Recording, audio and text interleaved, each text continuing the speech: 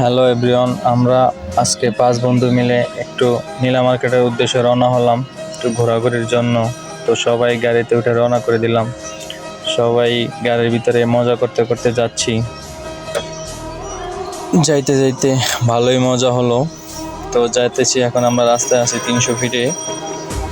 গাড়ির ভিতরে সবাই ভালো মজা করতেছে, এক একজনের এক এক মুড, স্পিকারে গান ছাড়া, তাই সবাই যে যার যার মুডে নাচতেছে।